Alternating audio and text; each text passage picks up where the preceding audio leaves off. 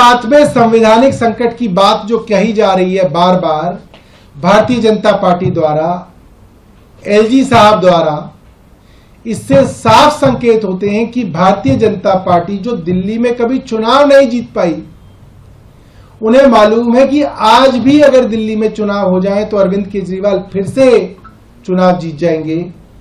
इसीलिए एक षड्यंत्र के तहत दिल्ली में राष्ट्रपति शासन लगाने की तैयारी भारतीय जनता पार्टी की केंद्र सरकार। तो देखा आपने आम आदमी पार्टी के नेता और दिल्ली सरकार में मंत्री सौरभ भारद्वाज क्या कह रहे थे। वैसे आम आदमी पार्टी यह आरोप लंबे वक्त से लगा रही है। सौरभ के इन आरोपों के पीछे क्या है वजह, हम विस्तार से आपको बताएंगे। नमस्कार, मैं हूं परवीन शेख, आप देख रहे हैं कैपिटल टीवी की स्पेशल स्टोरी।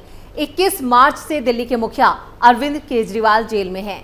केजरीवाल को किसी भी अदालत से राहत मिलती नहीं दिख रही है। इधर लोकसभा चुनाव के बीच उनकी दिल्ली सत्ता भी उनके हाथ से जाती हुई नजर आ रही है। वहीं आम आदमी पार्टी में बड़ी फूट पड़ गई है। केजरीवाल का साथ उनके सांसदों ने तो पहले ही छोड़ दिया था, अब कई नेता भी आम आदमी पार्टी का साथ छोड़ने वाले हैं। अब दिल्ली की कुर्सी भी जाने वाली है।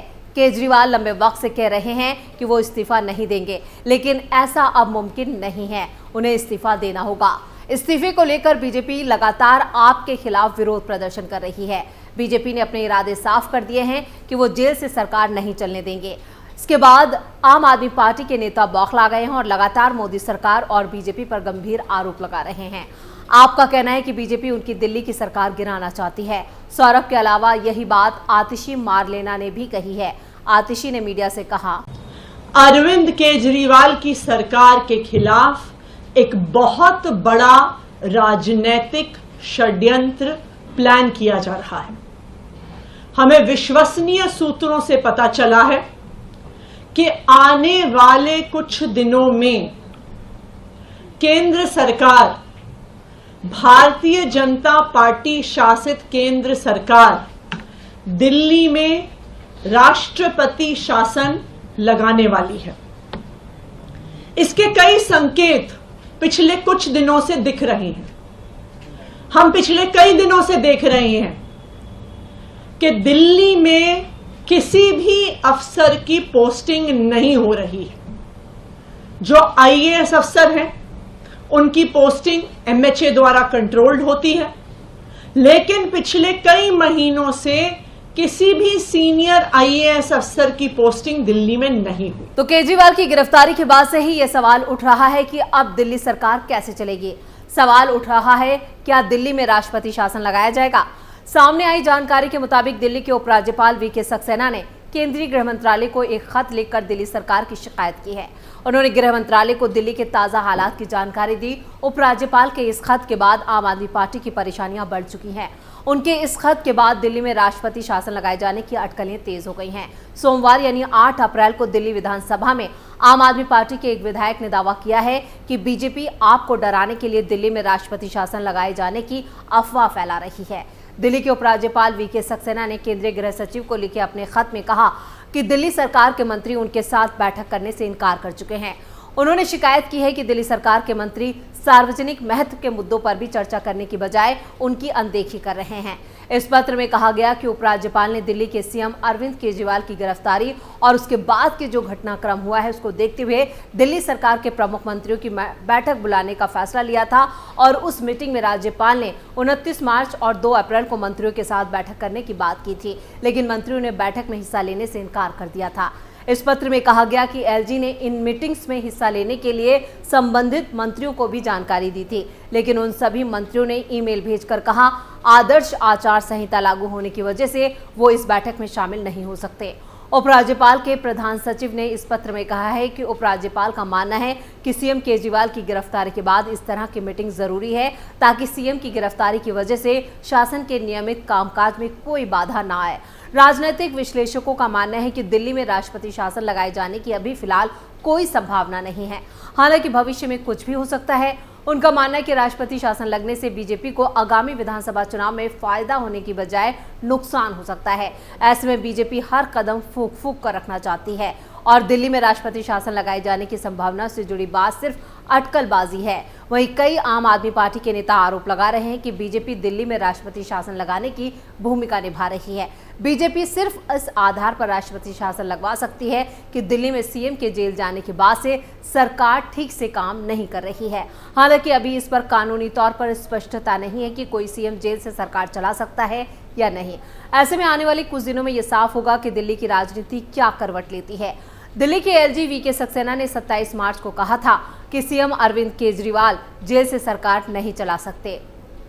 एलजी वीके सक्सेना ने एक सवाल के जवाब में कहा था कि मैं दिल्ली की जनता को भरोसा दिलाता हूं कि सरकार जेल से नहीं चलेगी। बीते दिनों ही अरविंद केजरीवाल का जल और स्वास्थ्य विभाग से जुड़ा 2 जो सरकारी आदेश थे वो सामने आए थे, जिसके बाद आम आदमी पार्टी का कहना है कि जेल से अरविंद केजरीवाल ने आदेश जारी किया है और इन आदेशों को लेकर भी खूब राजनीति हुई थी, जमकर बवाल हुआ था। भाजपा ने इन आदेशों को फर्जी करार दिया था।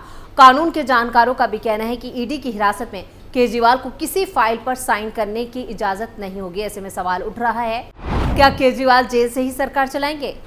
क्या वो जेल से सरकार चला पाएंगे? बीजेपी ने केजरीवाल पर इस्तीफे का बनाया दबाव।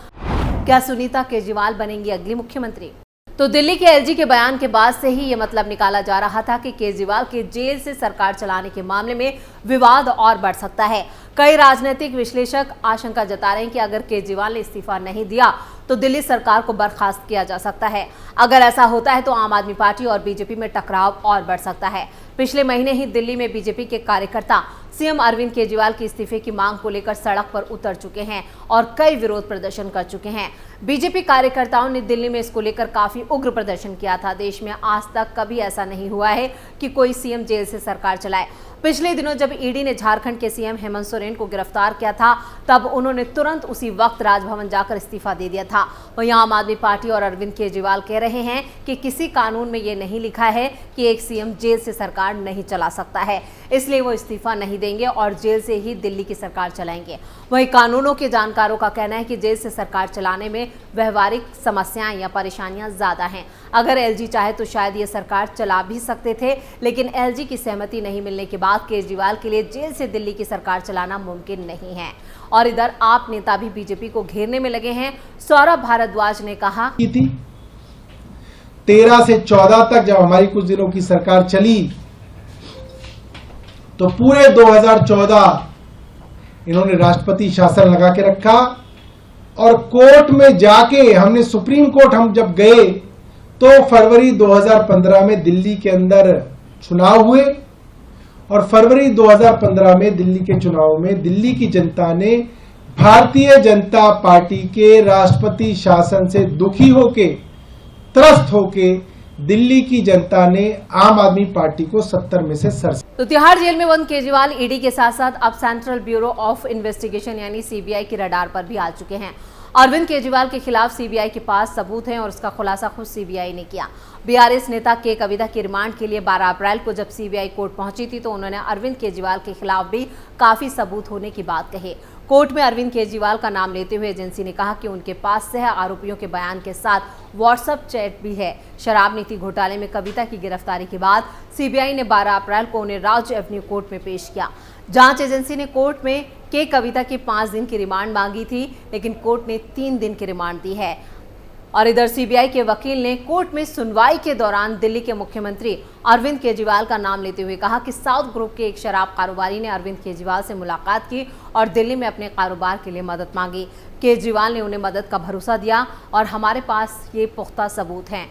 आरोपियों के बयान के साथ साथ व्हाट्सएप चैट भी है। ऐसे में आशंका जताई जा रही है कि आने वाले दिनों में के कविता की तरह सीबीआई केजरीवाल को भी गिरफ्तार कर सकती है। सीबीआई ने कोर्ट में अरविंद केजरीवाल के अलावा दिल्ली के पूर्व उप मुख्यमंत्री मनीष सिसोदिया का भी नाम लिया है। के कविता के बाद अब केजरीवाल सीबीआई की गिरफ्त में हैं, तो वहीं मनीष सिसोदिया से भी सीबीआई फिर सवाल जवाब करने वाली है।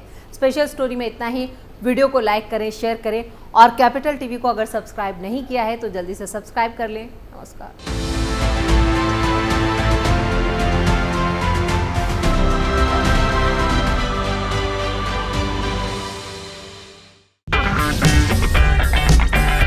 अगर आपको हमारा वीडियो पसंद आया हो तो इसे लाइक करें, हमारे चैनल को सब्सक्राइब करें और हाँ, बेल आइकन दबाना ना भूलें ताकि आप तक हमारे वीडियो की नोटिफिकेशन पहुंचती रहे। आप अपना सुझाव हमें कमेंट बॉक्स में दे सकते हैं। हमारे साथ जुड़ने के लिए शुक्रिया।